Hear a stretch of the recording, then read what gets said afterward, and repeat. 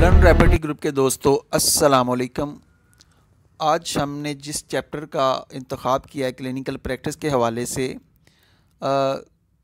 वो उसका नाम कफ़ है और खांसी, यानी कि इसको बाकायदा एक चैप्टर के तौर पर जो है रेपर्टरी के अंदर बयान किया गया है और ये बहुत ही वसी चैप्टर है और चूँकि ये कॉमन भी है इसलिए हमें इस पर थोड़ी सी ज़्यादा एफ़र्ट करनी पड़ेगी, ज़्यादा स्ट्रगल करनी पड़ेगी ताकि हम अपने पेशेंट को रिलीफ़ दे सकें। आज इस रूब्रिक के अंडर कफ़, चूँकि ये एक रूब्रिक भी है, तो इसमें जो रूब्रिक हमने सेलेक्ट किया है कि वो है एयर कोल्ड,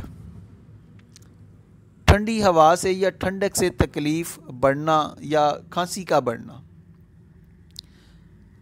तो इसके अंडर जो हमने मेडिसिन कंसिडर करनी है, जिस पर हमने आज बात करनी है, वो है आर्सेनिक एल्बम। अब देखें कि आर्सेनिक एल्बम एक बहुत बड़ी दवा है और आप माइंड चैप्टर के अंडर इसको मुख्तलिफ इसके माइंड के रूब्रिक के हवाले से भी इसको स्टडी कर चुके हैं और ज़ाहिर बात है कि हर दवा की इतनी ज़्यादा अलामात होती हैं तो उन्हें हम याद नहीं कर सकते हैं, लेकिन उस दवा के थीम के साथ या उसकी करैक्टरिस्टिक सिम्टम्स के साथ हम दवा को अपने ज़हन के अंदर फीड कर सकते हैं। तो आप देखते हैं कि आर्सेनिक एल्बम का जो पेशेंट होता है ये सेंसिटिव टू कोल्ड है, यानी कि सर्दी से इसकी अलामत बढ़ जाती हैं। तो ज़ाहिर बात है कि ठंडी हवा से भी इसकी जो खांसी इसको लग जाती है, ठंडक से इसकी खांसी बढ़ जाती है। अब चूँकि खांसी के लिए तो बहुत सारी अद्वियात हैं, तो हमें कैसे पता चलेगा कि आर्सेनिक एल्बम का ये पेशेंट है?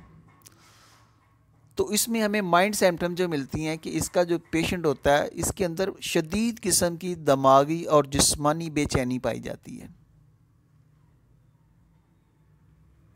यानी कि इसका मरीज़ जो होता है ये शदीद किस्म के कर्म में, एंग्जाइटी में मुब्तला होता है।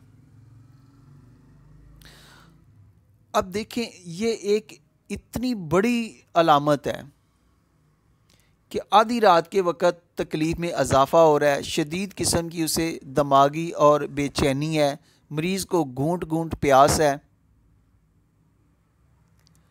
अब ख्वाह प्रॉब्लम कोई भी है, आप जानती हैं कि ये ट्यूबर ग्रुप के साथ तल्लुक़ रखने वाली दवा है।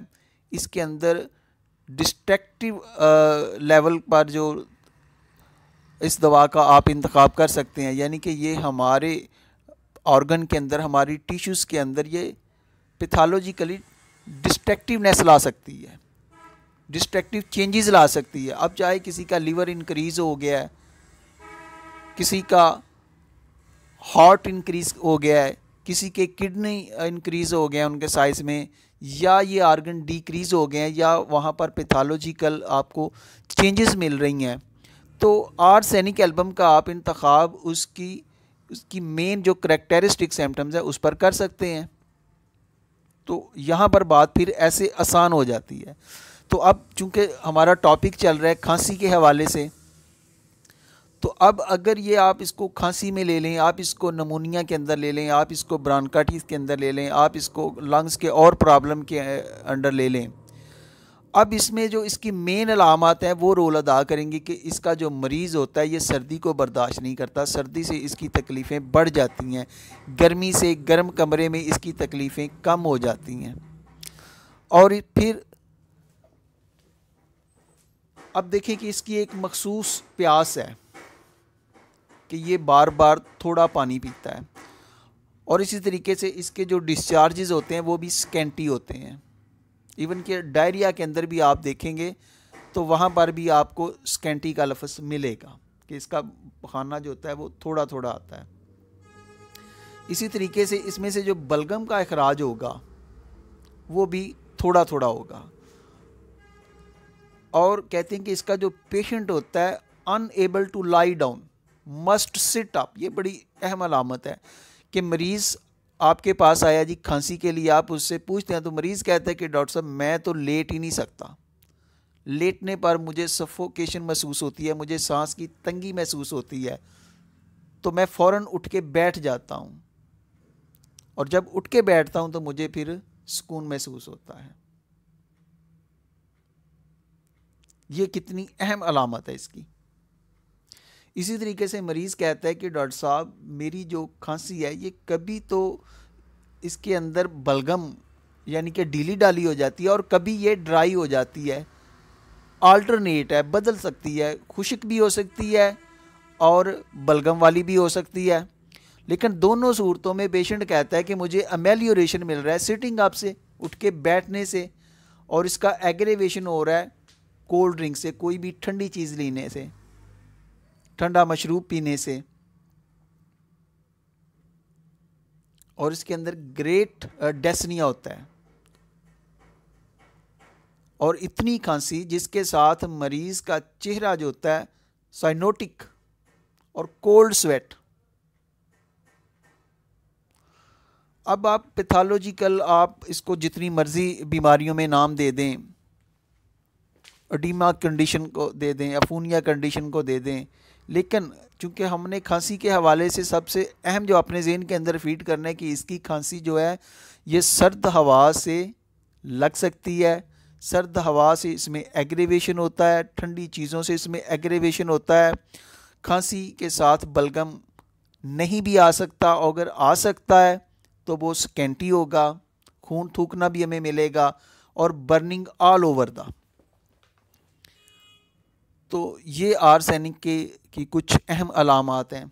क्योंकि यहाँ पर आर्सेनिक एल्बम का लेक्चर देना मकसूद नहीं है, आपको इसका वो थोड़ा सा क्राइटेरिया समझाना था। और दूसरी बड़ी अलामत हमारे पास जो दवा है ये हैपर सल्फ है। और हैपर सल्फ को भी सर्दियों के हवाले से, जैसे आपने आर्सेनिक एल्बम को सर्दियों की कंप्लेंट्स में याद रखना है, इसी तरीके में हैपर सल्फ को भी आपने सर्दियों की कंप्लेंट में याद रखना है। और ख़ास तौर पर कफ के नाते से, खांसी के नाते से ये बहुत बड़ी दवा है। और इसका जो मरीज़ होता है ये हाइपर सेंसिटिव होता है। अब हमने इस दवा को अगर काबू करना है, अपने माइंड के अंदर इसको फीड करना है। अब देखें कि सिंथेसिस रिपर्टरी के अंदर 6972 इसकी अलामात हैं। अब 6972 अलामात हम याद नहीं रख सकते, लेकिन अगर हम ये याद रख लेंगे यार इसका जो पेशेंट होता है ये बहुत ज़्यादा हाइपर सेंसिटिव होता है। और हाइपर सेंसिटिव और ये जो सेंसिटिव है ये सिर्फ कोल्ड से नहीं है, बल्कि इसके जितने भी ऑल इम्प्रेशंस अपने हर किस्म के इम्प्रेशन में ये बहुत ज़्यादा गुस्से में आ जाता है, बहुत ज़्यादा डिजेक्टेड मूड होता है, सैड रहने वाला होता है। और इसी तरीके से ये हाइपर सेंसिटिव टू कोल्ड है कि इसके मरीज़ को सर्दी बहुत लगती है। इवन के ये गर्मियों के अंदर भी इसने ओवरकोट पहना होता है, ये सराइनम को टच कर रहा है जाके। और कहते हैं कि रात को सोते वक्त अगर इसके जिस्म का कोई भी हिस्सा यानी कि हाथ भी बाहर आ जाए तो उससे भी मरीज़ को खांसी शुरू हो जाती है। ये इसकी एक समझ लें कि आपके सामने रेयर सिम्टम्स आ गई है कि मरीज़ ने अपने पूरे जिस्म को कवर किया हुआ है, लेकिन अगर उसका थोड़ा सा भी हिस्सा बाहर आ गया तो उससे मरीज़ को खांसी शुरू हो जाती है। इसी तरीके से अगर हम हैपर सल्फ देखें, जैसा कि आप जानते हैं कि ये आग और पानी का मिलाप है, combination of fire and water. और जब आग और पानी मिलता है तो फिर क्या होता है, धुआं उठता है और मौसम के अंदर तब्दीली आती है, डैम्पनेस आती है, मरतूबियत आती है। और ये जो मरतूबियत है इसमें भी हैपर सल्फ को अमेलियोरेशन ये करती है। अब इसका मरीज़ इस कदर हसास होता है कि ये मामूली सी भी ठंडी हवा या ठंडी हवा के झोंके को भी बर्दाश्त नहीं करता। इससे भी इसके प्रॉब्लम बढ़ जाते हैं। इसका चेस्ट प्रॉब्लम हो सकता है, इसको नमूनिया हो सकता है, इसको ब्रोंकाइटिस हो सकता है। और स्पेशल कहा गया है कि सर्द हवा के लगने से या हर दफ़ा सर्दी के आने पर अगर बच्चे को ब्रोंकाइटिस हो जाए तो आप हैपर सल्फ के बारे में सोच सकते हैं।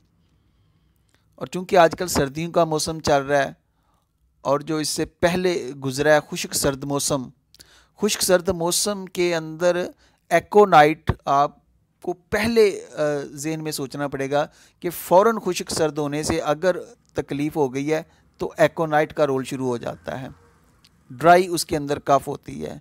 अगर आपकी चेस्ट के अंदर आवाज़ें आना शुरू हो गई हैं, आरे जैसी आवाज़ें आना शुरू हो गई हैं, तो फिर स्पोंजिया मेडिसिन होती है। और स्पोंजिया के बाद हैपर सल्फ जो होती है ये यहाँ पर बलगम को प्रोड्यूस करती है। सेपोरेशन इसका बड़ा अगर फंक्शन के हालात से आप हैपर सल्फ को ज़हन में रखते हैं तो हैपर सल्फ को याद रखने के लिए कि ये इसका मामूली ज़ख़म जो होता है वो भी बहुत जल्द पक जाता है, वहाँ पर बहुत जल्द पस प्रोड्यूस हो जाता है। तो इसमें एग्रेवेशन आपको मिल रही है, टच करने से मिल रही है, लीस्ट अनकवरिंग है, और इसी तरीके से ये बेहतर होती है, इसका पेशेंट महसूस करता है हीट के अंदर या डैम्प वेदर के अंदर। और इसका मरीज़ दोस्तों बहुत ज़्यादा झगड़ालू होता है। इसकी जो खांसी होती है ये चोकिंग और बार्किंग टाइप की होती है, और कोल्ड ड्रिंक पीने से इसके अंदर एग्रेवेशन आ जाता है। तो ये था कुछ हैपर सल्फ के मतलब। और मैं आप सबसे रिक्वेस्ट करता हूँ कि ये जो हमने शॉर्ट अद्वियात की लिस्ट आपके सामने दी है कि आप सब इन दवाओं को पढ़ें, और ख़ास तौर पर पूरी दवा को नहीं पढ़ सकते हैं तो इसको आप चेस्ट के अंदर पढ़ लें।